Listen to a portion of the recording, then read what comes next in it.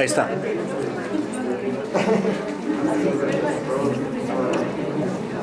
Bueno, de los causantes de la casa clava a las 7, ¿verdad?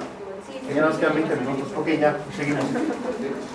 Falta de fertilizantes. Aquí toda la basura y hojarasca, basura orgánica y hojarasca que se genera debería de destinarse para hacer fertilizantes.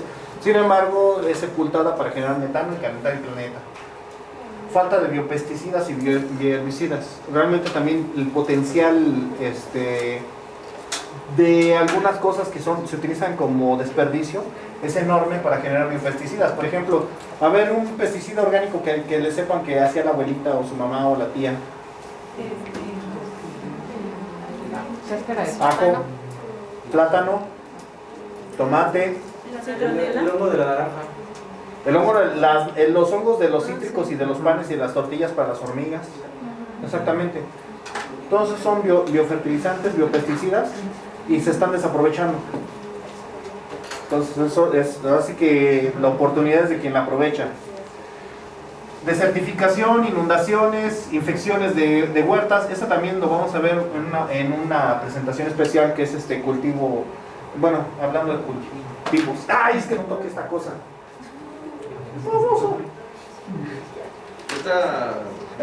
¿Ya está grabando, profe? Sí, ya está grabando. Sí, también se grabó el baboso y todo. Sí, 1 minuto, 42 segundos grabando. Bueno, guerras, epidemias, ciclones, plagas bíblicas, todo eso.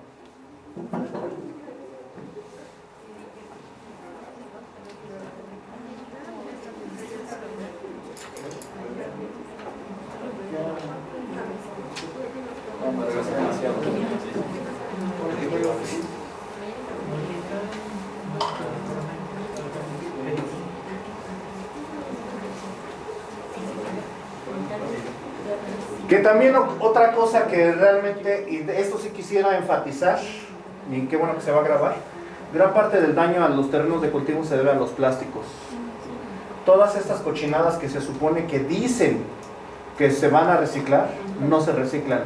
De todos los plásticos que entran en circulación cada año, solamente se recicla entre el 1 y el 2%. Y ese reciclaje se debe a los pepenadores, no a las empresas. Ninguna empresa está haciendo una labor de reciclaje.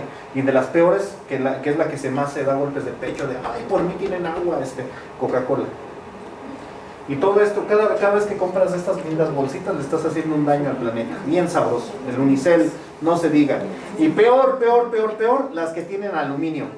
Papas Sabritas, galletas saladas, gomitas con envase metal, bueno, lo que sea metal con aluminio, que tiene metalizado, no se recicla. En el mejor de los casos, lo van a quemar y por accidente. Pero en los grandes basureros lo separan eso y lo entierran. No hay forma de reciclarlo. En ningún lugar del mundo lo reciclan.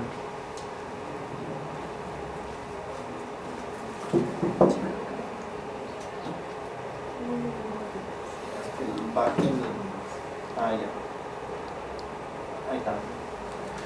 Actualmente, por eso les decía, no es tan malo la cifra que les dije, nada más hay que producir alimento para 2.000 millones de personas. No es tan malo, ¿por qué?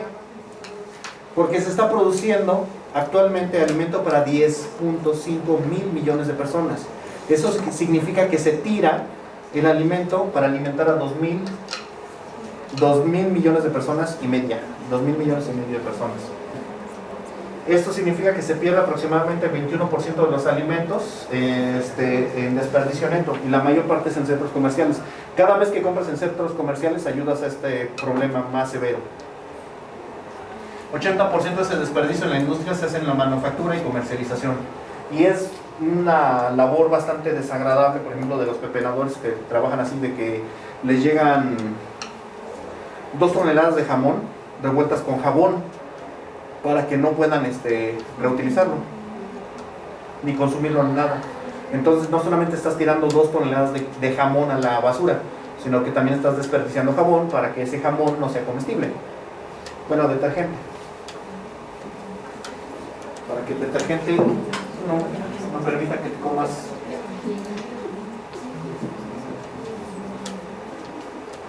Y bueno, entonces, en el procesado de los alimentos se pierde hasta un 50% de la materia prima. ¿Alguna vez han visto cómo se hacen estas papas? No. Bueno, toman la linda papita, lo primero que hacen es que la meten al pelador. Obviamente, para asegurarse que toda la cáscara va a desaparecer, la tienes que raspar toda. ¿Ustedes creen que nada más raspan la pura cáscara? De la papa, digamos, la papa está así. Entonces, después de que pasa por el pelador, por lo menos se pierde un 15%. Por lo menos. Lo que sigue es rallarla, para que queden las tiritas. Y entonces, por ejemplo, cualquier papa que no tenga el tamaño adecuado, todas estas que de repente por aquí salen que no van a tener el tamaño adecuado, todas estas también se desechan. En la cáscara sí va completamente a desecho. Estas en algunos casos se muele y se hace harina, pero no en todos. Y lo mismo con las lindas zanahorias y todos esos alimentos, entre más procesado esté, más desperdicio hay. Así que cada vez que están comiendo esto, pues dejan sin comer a no sé cuántos niños en un país. No, olvídense de un país, en su propio país. Profe, ya tengo cargos de conciencia. Y no sabía que tenía conciencia. Bueno, ahora sí entramos. ¿Por qué usar biotecnología agrícola? ¿Cómo se podría alimentar a una población cada vez creciente? Está aumentando, pues aumentando la productividad, aumentando el rendimiento de las pérdidas por plagas y enfermedades. Más bien, reduciendo, dije aumentando, reduciendo las pérdidas por plagas y enfermedades. Que también aquí, esto es una falacia de que no podemos comer insectos.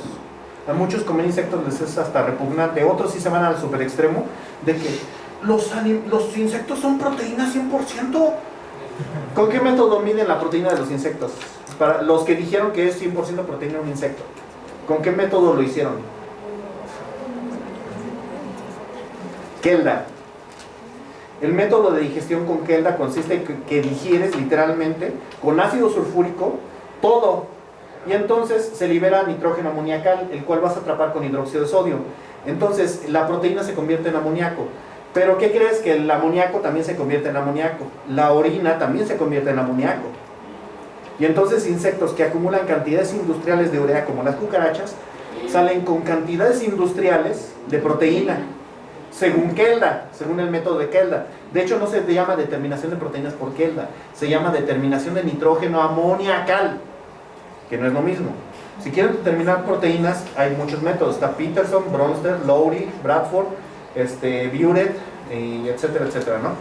Pero Kelda no es específico de proteínas, es nitrógeno total. Ajá.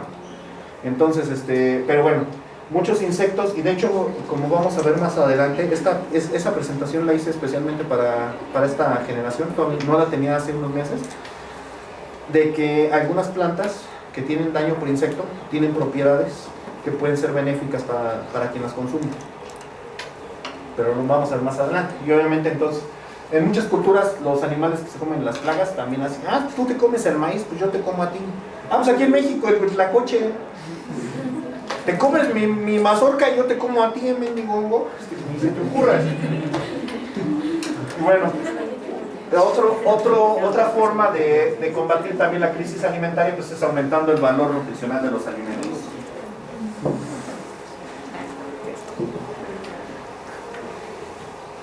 Y bueno, aquí está la producción en toneladas que tiene la India, de acuerdo, bueno, desde que inició su revolución agrícola, de arroz y trigo.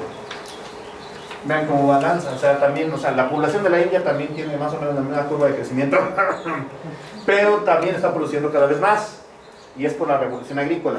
¿Y sabe cuál es el país que va a la cabeza en la revolución agrícola? China. Y gracias también en México, en parte un mexicano. ¿Sí lo conocen? Sí. Yo se los iba a presentar. Bueno, el 80% del agua se destina para la agricultura. Entonces, también la agricultura también tiene que cambiar. No podemos sembrar como en la época ¿cómo se llama? Antes de que se inventara la hidroponía, bueno, antes de la Revolución Verde. Entonces lo que se están planteando varios países es que necesitan cambiar el clima para cambiar también sus prácticas agrícolas. Bueno, se dice que hay un mapa del hambre donde hay 815 millones de personas que no tienen lo suficiente para comer cada día. Obviamente la mayor parte de estas poblaciones están en países pobres. Pero México no canta tan mal las rancheras, ¿eh? Hay municipios del Estado de México, de Guerrero, de Oaxaca, que tienen índices de pobreza superiores a los de Sierra Leona.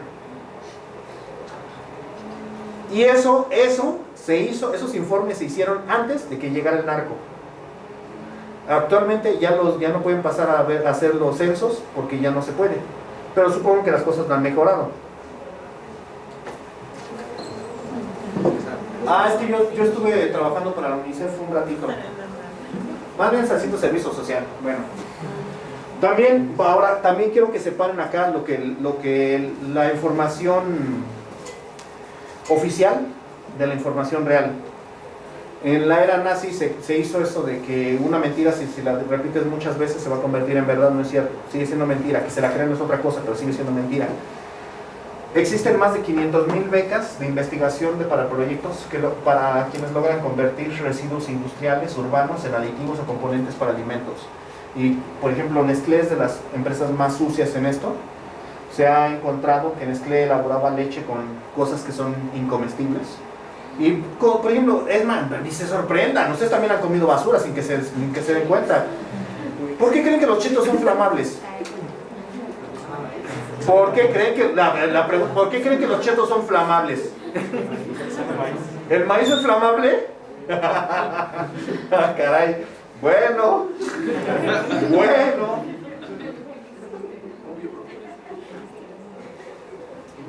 Yo solo les digo esto es real, ¿eh? En muchos lugares se la pasan haciendo esto, convirtiendo la basura en comida para pobres.